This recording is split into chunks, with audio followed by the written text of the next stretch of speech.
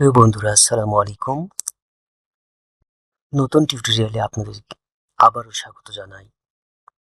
আজকের টিউটোরিয়ালে আমি আপনাদের দেখাবো একটি লিঙ্ক আমাকে প্রোভাইড করা হয়েছে এবং সেখানে জেপিজি ফরম্যাটের কিছু কোশ্চেন আছে, সেগুলো থেকে আমাকে কোশ্চেন তৈরি করে প্রিন্ট আউট করে দিতে হবে। আর এই জন্য আমি এই লিঙ্কটি এখানে কপি করে রেখেছি। আমি লিঙ্কটিকে কপি করলাম, কপি করে আমার ব্রাউজারে গেলাম, ব্রাউজারে গিয়ে পেস্ট করে দিলাম। পেস্ট করার পরে দেখতে পাচ্ছি বন্ধুরা, এই হচ্ছে আমার কোশ্চেন। এই হচ্ছে কোশ্চেন। এই কোশ্চেনটাকে আমাকে কপি করতে হবে। আর এই কোশ্চেনটাকে কপি কয়েকটা কোশ্চেন দেখতে পাচ্ছি। আমি এখানে ডাবল ক্লিক করলে যে দেখতে পাচ্ছেন কোশ্চেন। তো প্রথম থেকে এই কোশ্চেনগুলো আমাকে সাজাতে হবে। এটা হচ্ছে প্রথম কোশ্চেন, এটা হচ্ছে দ্বিতীয়। ঠিক আছে। তো লিঙ্ক থেকে প্রথমে আমি বন্ধুরা এই যে প্রথম কোশ্চেন, এটাকে ড্র্যাগ করে আমি এখানে ড্রপ করলাম। এরপরে এই যে প্রথমটা দ্বিতীয়টা, দুটোকে ড্র্যাগ অ্যান্ড ড্রপ করে নিয়ে আসলাম। বন্ধুরা দেখতে পাচ্ছেন এই কোশ্চেনগুলো কেমন। এই কোশ্চেনগুলো কিন্তু অনেকটা শ্যাডো যুক্ত। এই শ্যাডোকে আমাকে রিমুভ করতে হবে। আর আমি যেই শ্যাডো রিমুভার ব্যবহার করি সেটা আমি আপনাদের দেখিয়ে দিয়েছি। সেটা এই লিঙ্কে আমি লিখে রেখেছি, অনলাইন ক্যাম স্ক্যানার। এটাকে কপি করলাম, কপি করে আমি আমার ব্রাউজারে গেলাম। এই যে ব্রাউজারে গিয়ে পেস্ট করে দিয়ে ওকে করলাম। ঠিক আছে। আমার সামনে এরকম ইন্টারফেস চলে আসবে। আমি এখানে ক্লিক করব। ঠিক আছে, আমি এখানে ক্লিক করব। ক্লিক করার পর আমি নিউ ফোল্ডার রেখেছি ডেস্কটপে। নিউ ফোল্ডার, এই যে নিউ ফোল্ডার, এখান থেকে একটা একটা করে আমি এখানে ইনপুট করব। এরপর ক্রপ করব না, ফিট করব। এরপর ক্রপ আমার এখানে ফ্রেশ হয়ে গেছে। ফ্রেশটা পারফেক্টলি না হওয়ার কারণে আমি ইফেক্টে ক্লিক করব। ইফেক্টে ক্লিক করার পর সিম্পলি ক্লিক করব এবং এটাতে ক্লিক করব। ক্লিক করার পর আমি শুধুমাত্র ডাউনলোডে ক্লিক করে জেপিজিতে ক্লিক করব। ঠিক আছে, আমার একটা কিন্তু ডাউনলোড হয়ে গেছে। এরপর ডাউনলোড যেটা হয়ে গেছে সেটাকে আমি এইভাবে ড্র্যাগ করে ধরে আমার এই ফোল্ডারের মধ্যে আমি কিন্তু রাখতে পারি। ঠিক আছে, এটা হচ্ছে প্রথমটা। এরপর দ্বিতীয়টার জন্য আমি একই কাজ করব। দ্বিতীয়টার জন্য প্রথমে F5 বাটনে প্রেস করব। এটা রিলোড হবে, রিলোড হয়ে আবার প্রিপেয়ার্ড হবে। আমি এখানে অপশন আসা মাত্র এই যে দ্বিতীয়টাকে আমি দ্বিতীয়টাকে আমি ইনপুট করব। ইনপুট করার পর আবারও ফিট করে দিয়ে ক্রপ করব।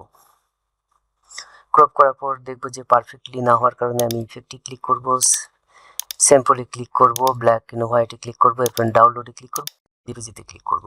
এটা ডাউনলোড হয়ে গেছে। আমি এটাকে ক্লিক করে ধরে রাখবো। এরপর ফোল্ডার পরিবর্তন করে এই ফোল্ডার এনে ছেড়ে দেব। এখন কিন্তু আমরা রিফ্রেশ করা মাত্র দেখতে পাবো দুই পাশে দুইটা হয়ে গেছে, যেটা হোয়াইট। এখন আমি যাব আমার এমএস ওয়ার্ডে। এমএস ওয়ার্ড ওপেন হয়ে গেলে এমএস ওয়ার্ড ওপেন হয়ে গেল। এখন পেজ সেটআপ যেটা আমরা করি সেটা করব। কোশ্চেনের যেভাবে পেজ সেটআপ করা হয়, প্রথমে এপাশে রুলারে ডাবল ক্লিক করব। ডাবল ক্লিক করলে আমাদের সামনে পেজ সেটআপ চলে আসবে। এখান থেকে আমরা প্রত্যেক পাশে আমরা double two double two double two double two double two এই জন্যই দিলাম কারণ জেপিজি ফরম্যাটকে আমরা কোশ্চেন ফরম্যাট করছি। এরপর এটাকে ল্যান্ডস্কেপ করে ঘুরিয়ে নেব, দেওয়ার পর ওকে বাটনে ক্লিক করব। ঠিক আছে, আমাদের সামনে এরকম চলে আসবে। এরপর আমি পেজে যাব, পেজের লেআউটে যাব, চলে যাব। কলামে ডাবল কলামে ক্লিক করে এই মাঝের যে অংশটি ফাঁকা, এখানে 0.8 করে দেবো। 0.8 করে দেওয়ার পর, কিংবা 0.5 দিলেও হবে, রাখলেও হবে, কোনো সমস্যা নেই। আমি 0.8 করে দিলাম। আমাদের সামনে এরকম ইন্টারফেস চলে আসবে। এখন আমি বন্ধুরা আমার যেই কোশ্চেন দুটো রয়েছে, যে 1 এবং 2, এই দুটোকে সিলেক্ট করে নিলাম। সিলেক্ট করে নেওয়ার পরে আমি এটাকে এর ভিতরে ছেড়ে দিলাম।